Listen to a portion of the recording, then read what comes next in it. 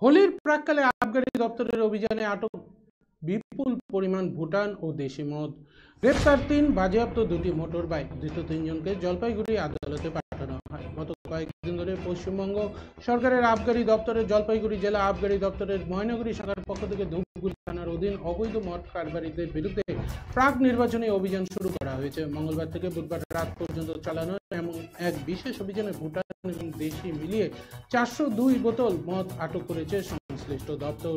পাশাপাশি জলপাইগুড়ি জেলার ধূপগুড়ি থানার অধীন কাজীপাড়া, খগেনহাট সহ বিভিন্ন এলাকায় অভিযান চালিয়ে 2টো মোটর বাইক সহ 3জন অবৈধ মদ কারবারিকে গ্রেপ্তার করা হয়েছে বলে বুধবার রাতে জানালেন আবগারি দপ্তরের ময়নাগুড়ি সার্কেলের ওসি প্রবীর সান্যাল।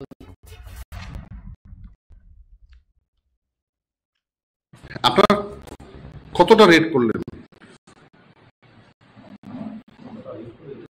হ্যাঁ, লাস্ট কদিনে? কালকের থেকে আমরা লাগাতার রেড চালাচ্ছি। সামনে হোলি রয়েছে এবং ইলেকশনও রয়েছে, তো যার কারণে বিভিন্ন জায়গা থেকে আমাদের খবর এসেছে যে কোথাও কোথাও কম দামে 70 বা অন্যান্য মাল বিক্রি হচ্ছে, বা কিছু ভুটান মাল বা চোলাই এরকম কিছু বিক্রি হচ্ছে। এই ধরনের খবর আমাদের কাছে এসে কালকের থেকে আমরা অভিযান চালাচ্ছি। কালকের থেকে আজকে পর্যন্ত অভিযান চালিয়ে মোটামুটি আমরা প্রায় 400 বোতল মাল উদ্ধার করেছি।